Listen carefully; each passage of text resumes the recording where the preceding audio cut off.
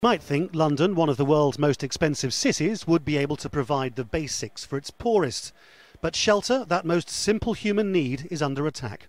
We found these people barricaded into a small block of flats in protest at their planned demolition. There are young mothers here, and they don't know where they might end up. It's like, keeping London for the rich, basically, and moving the poor out to wherever else you can find. Then they're going to want to expand.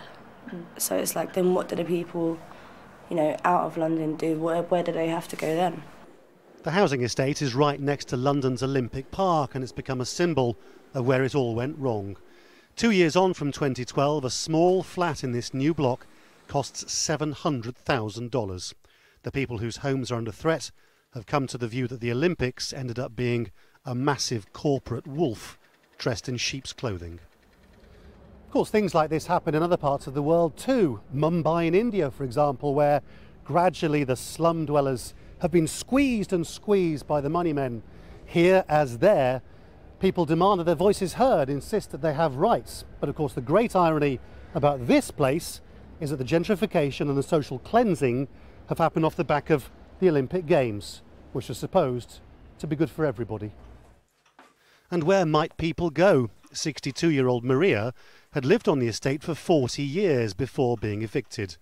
Now it's a corridor too narrow for her wheelchair, her belongings piled up against the walls. But most of all, it's so far from her former home that she barely sees her family. Alone. You feel alone. So I've got to struggle my way to get my wheelchair out the cupboard, then get it open. If my kids are not around to help me, this is what I had to put up with. Millions of young people born in London will now never be able to afford to stay here, and yet the politicians can't think of a solution. The protesters, some very high profile indeed, are of the view that the political class has been swallowed up wholesale by big corporations.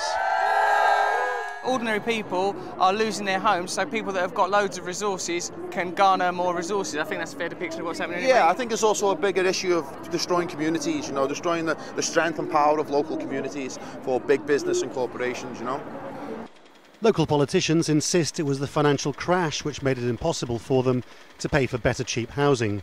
But the banks came out on top, and it's the rich who are buying here now. What remains is a community deserted, surrounded by places they could never afford. It's the politics of the slum clearance at the Olympic Park. Laurence, Al Jazeera, Stratford in London.